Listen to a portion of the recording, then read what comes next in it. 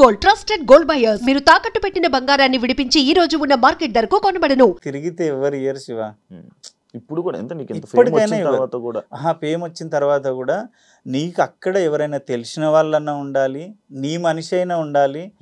పెళ్లిలో వడ్డించేటోడు మనోడైతే ఏ సందులోకి వెళ్ళని తెచ్చి పెడతాడు ప్లేట్. నేను అరే పెళ్లి మనది కాదు అక్కడ ఎక్కడో కూర్చోరా అంటాడు, ఆడు ఇంత తీసుకొచ్చి పెడతాడు.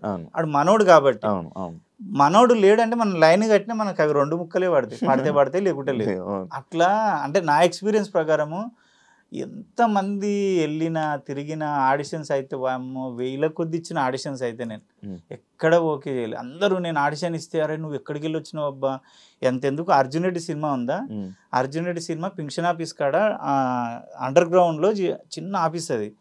నేను లమకాన్లో కూర్చుంటే ఇట్లా ఆడిషన్ జరుగుతున్నాయంటే పోయిన తర్వాత మాటిలో యాంకర్ చేస్తున్నప్పుడు మా మ్యూజిక్లో పోతే సందీప్ వంగ నేను ఆడిషన్ చేస్తున్నా, తలుపులు ఇట్లా బద్దలు కొట్టుకొని ఉరుకొచ్చిండు ఆయన డైరెక్టర్. ఎవడబ్బా ఈడు, ఏందా టైమింగ్, ఆ యాస అయింది తెలంగాణ స్లాంగు, అరే అదిరిపోయింది. నీకు కన్నడ వచ్చా, కన్నడలో తుడు ఉంటుంది సుమన్ గారిది, ఐశ్వర్య రాయ్ది, అనుష్క చేది, వాళ్ళ మదర్ లాంగ్వేజ్ అది. నీకు వచ్చా అంటే నాకు అర్థమవుతుంది, మాట్లాడగలుగుతా సార్ అన్న. నువ్వు కావాలి కంపల్సరీ, రాహుల్ రామకృష్ణ క్యారెక్టర్ నువ్వు రావాలి, నువ్వు చెయ్యాలి, క్యారెక్టర్ మంచిగా ఉంటుంది త్రూ అవుట్ ఏదో చెప్పిండు. అవునా నాకు నేను ఫోన్లో ఆడిషన్ చేసిరు, అది ఫోన్లో తీసిరు. వీళ్ళు ఫోన్లో చేస్తారు ఇంతకు సినిమా చేస్తారా అనుకున్నా, మదర్ బాబు నా మనసులో అనుకున్నా.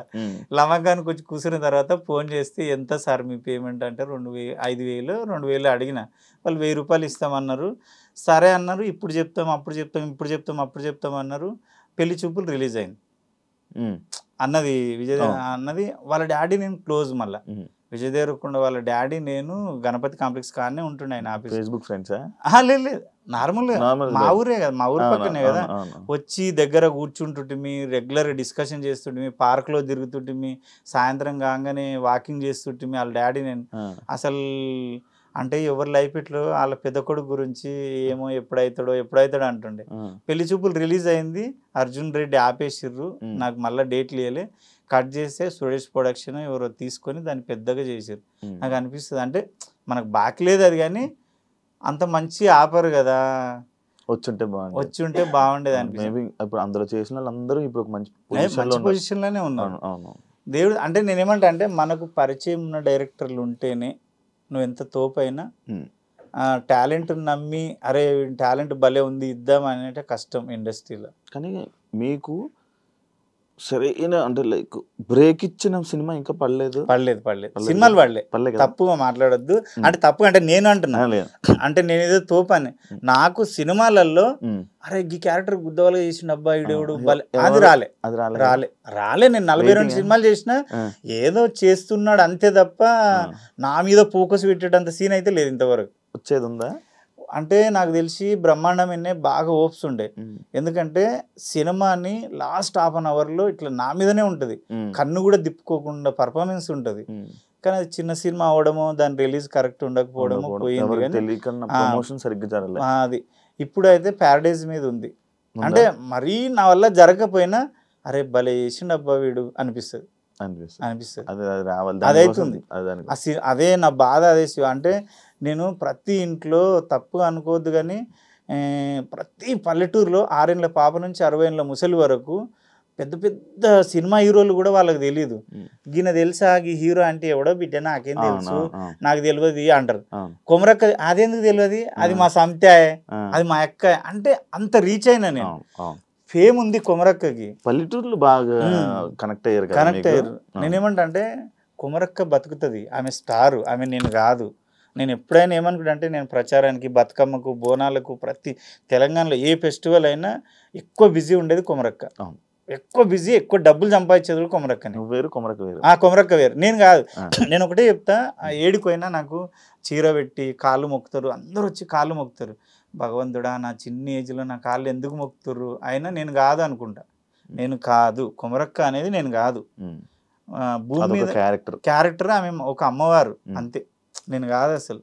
అంతేనా? అంతే. నేను ఆమెను తెలుసా శివ, నేను నాన్ వెజ్ కూడా తినను, గెటప్లో ఉంటే మందు కాదు కదా, నువ్వు 200 కోట్లు ఇచ్చినా నేను మందుకుంటాను అంటే ఆమెను అంత పర్ఫెక్ట్ పూజిస్తా.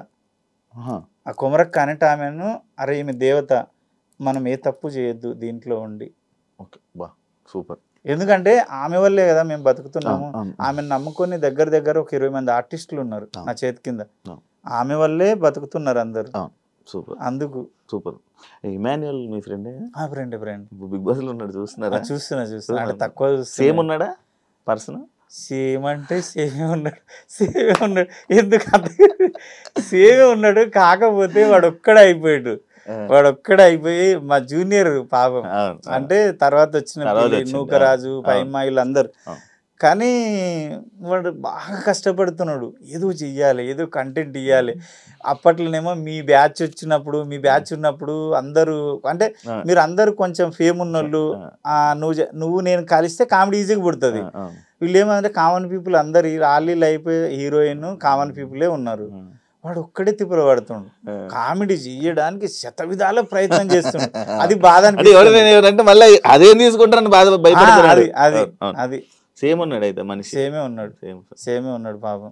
మీకు ఏమైనా ఆపర్చునిటీ వస్తే వెళ్తారా అన్న? నాకు రెండోసారి గుర్తుంది.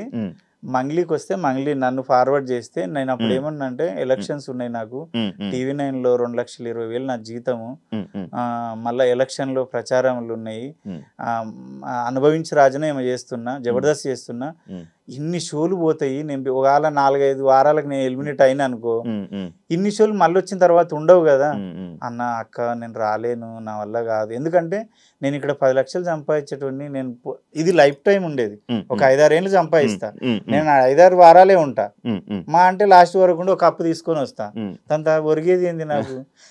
కొమరక్క ఇప్పుడు నేనేమంటా అంటే నాకు పేరు కావాలి కొమరంగాడికి, అందుకే సినిమాలు కసిగా చేస్తున్నా. కొమరక్క నువ్వు జడ్జికి కూర్చున్నా సరే కొమరక్క జడ్జి కూర్చుంది అంటావు, కొమరక్క ఇంటర్వ్యూలు చేసి కొమరక్క ఇంటర్వ్యూలు చేస్తుంది అంటావు, ఎంత పర్ఫార్మెన్స్ చేసినా కొమరక్క బాగా చేసింది అంటావు. కొమరక్క అనేది రిజిస్టర్, అది ఆమె అనేది ఎవర్ గ్రీనింగ్ అంతే. నీకు సపరేట్ పేరు తెచ్చుకోవడానికి మీరు నేను అంటే కొమరం అనేటోడు ఉన్నాడు, అరే వీడు బాగా చేస్తాడు, వీడు ఏది ఇచ్చినా బాగా చేస్తాడు, అది యాక్చువల్లీ కొంచెం కష్టం కదా బ్రో, చాలా కష్టం. కొమరక్క అనేది యాప్ట్ దొరికిపోయి అంటే అందరికి తెలిసిపోయి ఒక ఇదైపోయింది.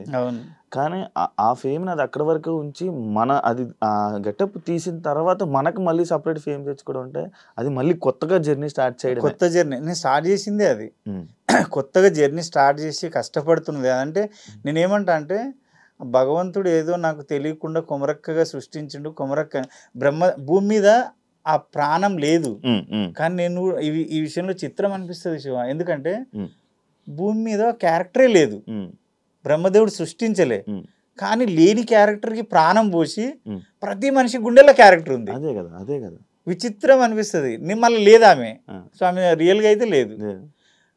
ఏదో కష్టమైతే పడుతున్నా, నేను బాగా చేస్తా యాక్టింగ్, అంటే ఇరగదీస్తా అని చెప్పలేను, కానీ ఇచ్చిన క్యారెక్టర్ న్యాయం చేస్తా, మంచిగా చేస్తా.